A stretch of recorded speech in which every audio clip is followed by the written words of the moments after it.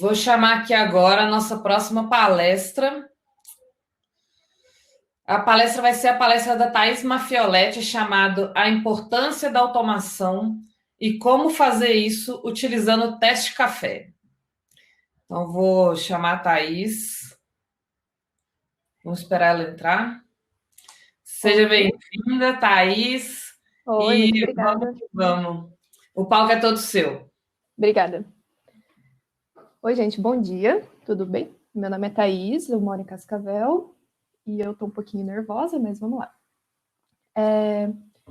Eu sou desenvolvedora front-end, eu tenho 6 anos de carreira de QA também, eu trabalho com automação, tanto back quanto front, e hoje eu vou falar sobre a importância disso, só que eu imagino que falar disso numa apresentação, num evento de teste, seja tipo ensinar o padre a rezar a missa, mas eu acho sempre legal conversar sobre isso, porque é uma cultura que a gente está tentando implantar cada vez mais em todas as etapas de processo de desenvolvimento, né? Porque tem N tipo de teste, eu gosto bastante. Eu vou mostrar minha apresentação.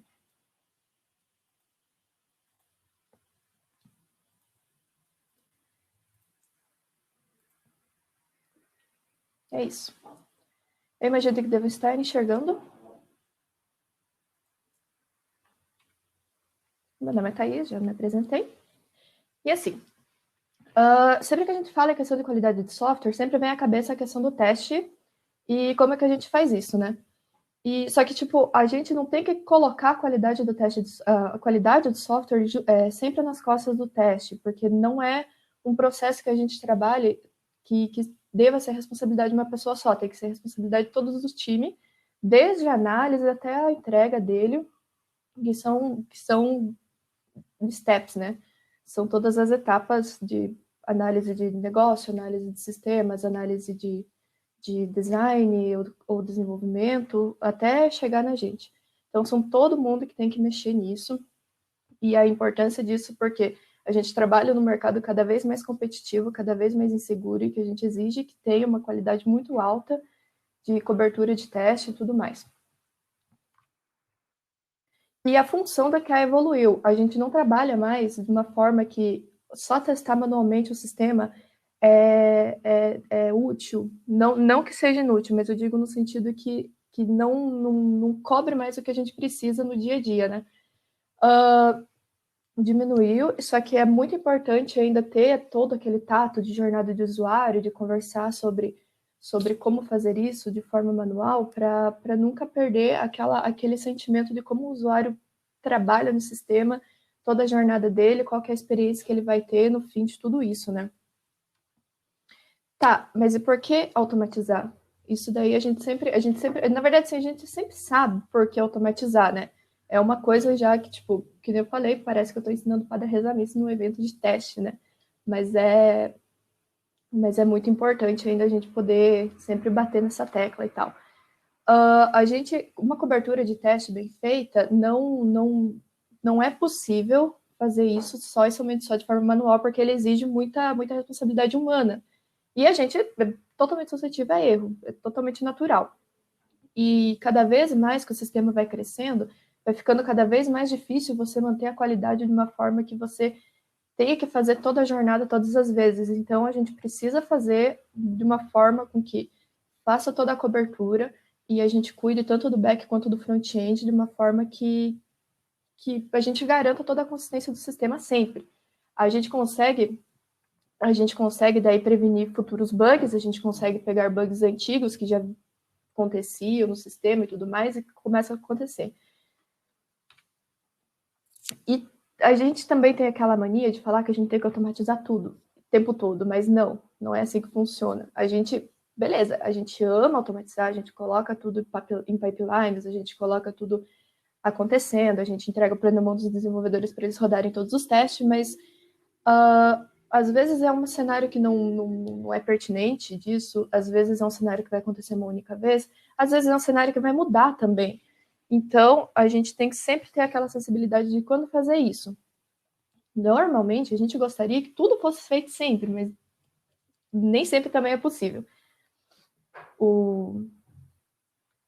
E também caso detecte algum bug, se torna mais barata a correção, o que é muito melhor do que chegar lá no cliente até voltar e tudo mais.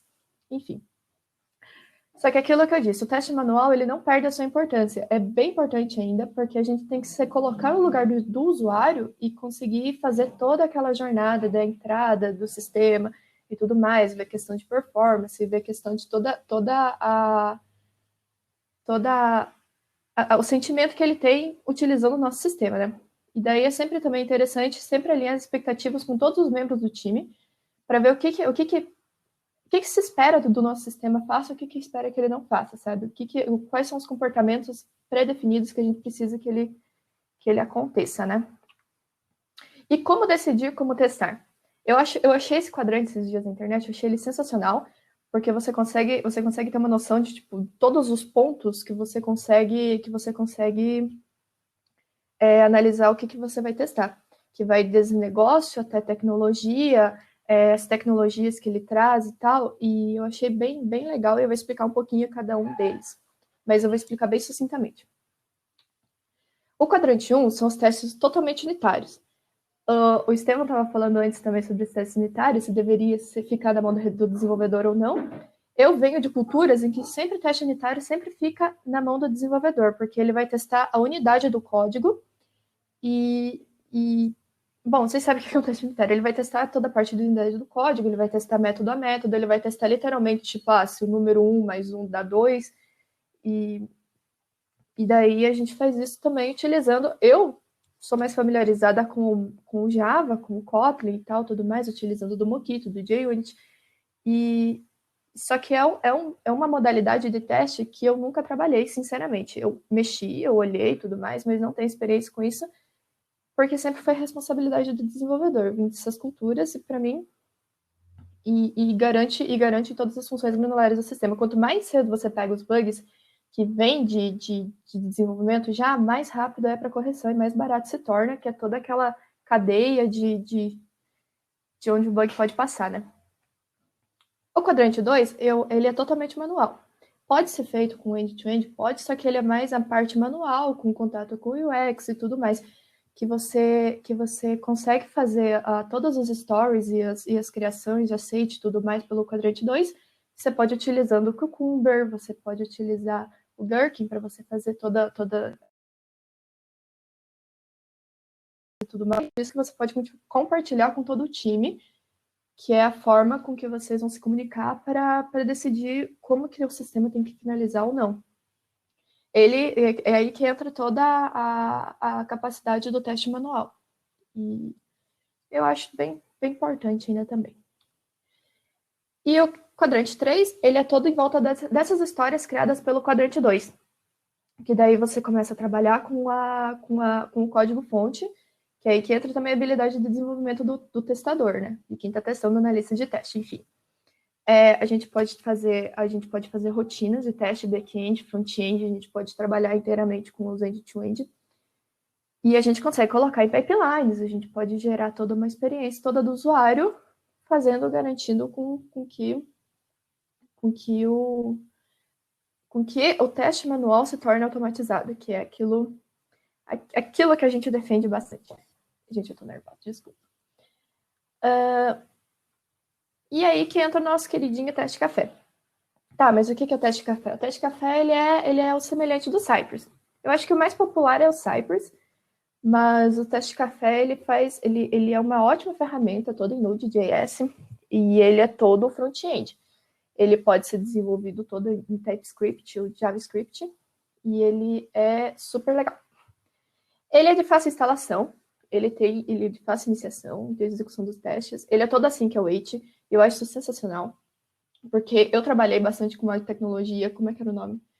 Era o Shimp, só que o Shimp você tinha que fazer todo o controle de timeout, de entrada, de aparecer o elemento e tudo mais, para ele fazer o clique, para ele fazer toda a execução do teste. E isso é muito oneroso, isso é muito... E com o teste café, ele faz toda isso daí para mim, e eu acho isso bem sensacional.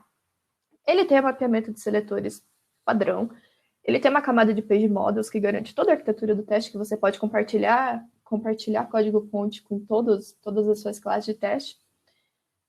Ele trabalha com concorrência de teste, você pode executar teste paralelamente, e é possível fazer integração contínua, que é o caso dos pipelines. Ele suporta o BDD e os demais frameworks de asserção. Ele é bem completão, eu acho bacana. Ele suporta quase todos os browsers, ele aceita seletores de React, Angular, Vue, Aurelia. Eu não conheço a Aurelia, tá? Nunca mexi. Ele gera os reporters todos normais, bem bonitinho. E ele roda em diversas ideias. Eu normalmente utilizo o visual, mas ele tem a própria IDE dele. Então, assistência do código.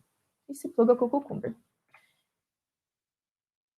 E eu tenho aqui um exemplo, eu não sei, o exemplo mais clássico que tem de automação de teste é esse sitezinho aqui, que ele simula uma loja. E eu fiz uns cenáriozinhos de teste para mostrar como é que ele funciona basicamente. Ele tem a inserção dele com o teste normal, ele é todo async, que nem eu mostrei. Aí tem... Ele é bem simples na questão de, tipo,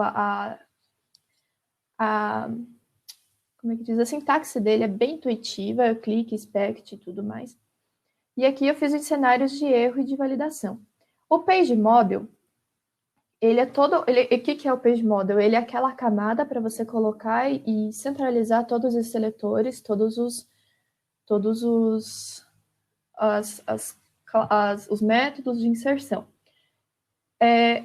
Eu trabalho normalmente colocando toda a rotina dentro do teste, que é o default, né, o padrão.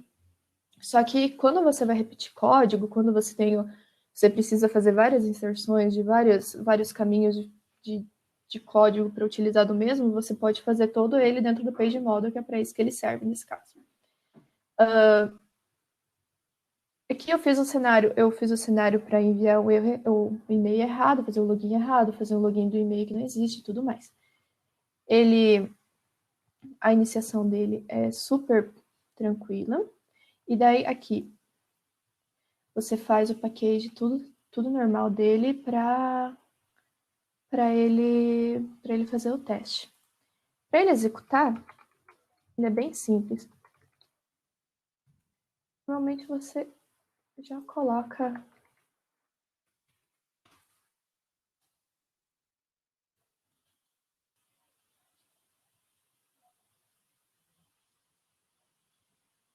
Ele simula toda a jornada do usuário normal. É bem tranquilo.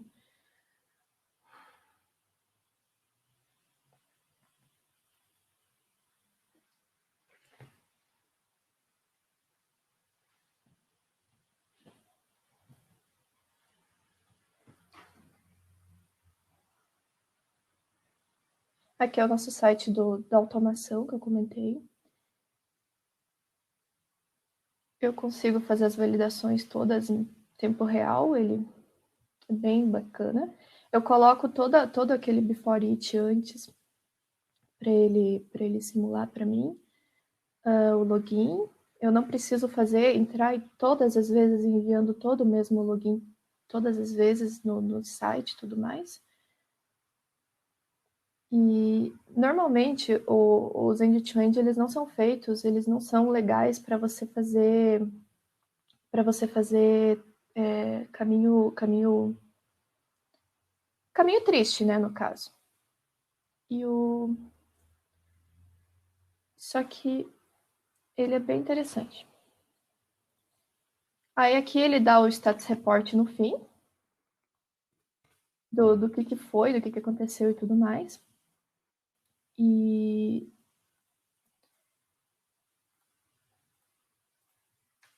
é isso. Eu só vou dar conclusão, então, da minha apresentação, porque eu acho que o que eu tinha para falar sobre o teste de café, eu falei. Eu fiz um live coding rapidinho, não tinha que codar ainda para mostrar para vocês. Sempre prezem bastante pela qualidade, eu acho que é uma parada muito importante para o sistema. Eu amo a área de teste, eu acho que a gente tem que cada vez mais evoluir, cada vez mais implementar isso na nossa cultura, colocar isso nas mãos de todo mundo. Eu acho que é muito interessante a gente sempre colocar em pipelines, colocar integrações, teste de contrato, teste de end-to-end, o teste... Eu sempre acho a gente tem que ter a habilidade de colocar o carapuço do usuário, saber o que ele está fazendo, o que ele precisa saber, se é uma coisa que realmente está fazendo sentido no sistema, se realmente as cores fazem sentido. Tipo assim, são N pontos que a gente tem que analisar do sistema inteiro, desde o começo até o fim da análise e da entrega. Na minha opinião, assim, acabou aquele momento em que, tipo assim, a gente só faz parte do time no momento de teste, não, a gente faz parte do time desde a análise até a entrega. A gente tem que sempre tomar frente e ter as skills de habilidades para conversar tanto com o usuário quanto com o desenvolvedor. Acho que acabou aquela era de que o testador ele não deve saber codar, ele deve saber codar. A gente tem que cada vez ser mais amplo com essas questões assim, de qualidade. E não é só nossa responsabilidade, eu sempre falo bastante isso, que não é só minha responsabilidade como teste cuidar da qualidade do sistema. Por isso que tem tantos pontos, tantas coisas para a gente olhar e analisar. Que daí entra a questão que eu estava mostrando nos quadrantes. O quadrante 1, que é a questão de teste unitário, que é mais suscetível aos desenvolvedores. Do quadrante 2, que é todo o tato manual do sistema. O 3, que são os end-to-end, teste de integração, teste de concorrência, teste de aqueles que a gente coloca, faz toda a cobertura dele, né, do sistema. Eu gosto bastante de fazer teste back-end e ver ele rodando em pipelines, eu acho sensacional, que são a questão da entrega contínua, a questão da integração contínua sempre, porque daí toda vez que você faz um commit, toda vez vai rodar aquele teste e ele vai cobrir todas as vezes que você mexer no código. E eu acho sensacional. E a gente consegue garantir cada vez mais um sistema bem robusto e que cada vez mais tá entrando no mercado de trabalho cada vez mais exigências nessa questão. Tem muitas linguagens de programação, muitas formas de fazer. E o último quadrante que eu não tinha mostrado, né? Que eu nunca precisei falar sobre o quadrante 4 a fundo, mas ele é bem tranquilo. O que é o quadrante 4? A gente entra na questão da camada de segurança, portabilidade e performance. A segurança, bom, não precisa nem falar muito, mas é a questão, tipo assim, a gente precisa cuidar para que não sejam vazados dados, para que não tenha ataque de terceiros. Que o nosso sistema sempre vai ficar bem fechadinho e bem seguro para que nunca vaze nada que a gente possa perder o controle. A gente precisa trabalhar com vulnerabilidades e tudo mais e tentar localizar falhas. Eu acho muito interessante nessa parte também, porque tem empresas que contratam hackers profissionais para tentar atacar o sistema, para ver até onde o sistema está abrindo e está permitindo com que entrem invasores e não. O que é o teste de portabilidade? A portabilidade seria tipo, vou testar no iOS, vou testar no Android, eu vou ver se fica bonito no tablet, vou ver se ele fica funcional. Sistemas operacionais, o Linux, o Mac, o Windows e tudo mais. A gente tem que garantir que o nosso sistema funcione nas mais diversas plataformas. E eu acho bem legal. E eu entrei, na verdade, só para concluir agora. Agora é questão de perguntas. Se alguém tiver alguma pergunta que eu possa estar para você, eu não sei. Muito bom, Thaís. Obrigada aí por você ter voltado. Voltou com tudo. Foi super legal. Vou te confessar que também, antes de começar, eu estava quase tendo uma síncope aqui. Acordei 6h30 da manhã, gente, ansiosa. Sim. E tenho certeza que todo mundo que já se dispôs a falar em público já sentiu isso. E é bem importante essa participação, assim, a gente está super feliz. A gente tem perguntinha. Eu vou fazer uma aqui, que é até uma dúvida que eu fiquei também ao longo da sua palestra. Vou compartilhar aqui o slide.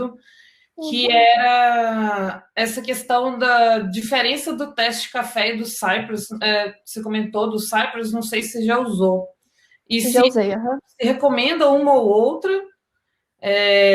e onde que aprende sobre teste de café, juntando a primeira e a segunda aí? O que você recomenda para quem está querendo aprender? Eu gosto muito dos dois, tá? Eu realmente tenho um carinho muito grande pelos dois. Eu não sei pontuar grandes diferenças, mas o que eu sei, por exemplo, na questão de Cypress, é que ele consegue juntar muitas ferramentas de DevOps para dentro dele. Então, a gente consegue trabalhar com coisas bem específicas de camadas mais inferiores de código. Eu recomendo os dois. Tipo, é difícil pontuar o que você acha melhor, o que você acha pior, porque os dois, eles, para o que você procura de end-to-end, os dois atendem super bem e eles são extremamente parecidos. Eu falo sobre o teste de café porque eu tenho mais familiaridade com ele, porque na empresa que eu trabalho, os end-to-end são todos em teste de café. Eu trabalhei com o Cypress também, muito pouco, mas eu trabalhei e eu gosto muito dele também. Então, e onde aprender sobre teste de café? Tem pouquíssimo material na internet, eu já procurei, tem pouca coisa. A documentação do teste de café é gigante, é muito legal e ela é muito explicativa. Ela tem tem bastante fóruns legais sobre ele. Agora, curso em si, eu nunca achei, sinceramente. Mas não sei te dizer nesse momento. Cypress tem, eu sei que tem lá no Udemy e tudo mais. Sim. Documentação é sempre um recurso aí. Essas ferramentas estão vindo com documentações bem completas, assim, né? Aprender direto na fonte, né? Não, e é super simples de aprender. Se você sabe codar em JavaScript, você consegue se virar muito tranquilamente. Muito tranquilamente. Porque ele tem uma linguagem de asserção muito suave, muito tranquila e muito intuitiva. Daí, nesse caso, toda a documentação ajuda bastante sobre isso. Muito bom. Então tá, gente. Olha, Thaís, se você estiver se sentindo confortável, a gente tem uma sessão preparada lá. Se quiser ir bater um papo descontraído com o pessoal, quiser falar um pouquinho mais da sua experiência, a gente pode ir para lá. E eu vou agradecer, muito obrigada aí de novo. Foi super Eu que agradeço. a sua volta. Gente, me desculpa pelo imprevisto, eu fiquei extremamente nervosa, eu acho que acontece normal. Com certeza, aqui tem espaço para tudo. Muito obrigada. Muito obrigada.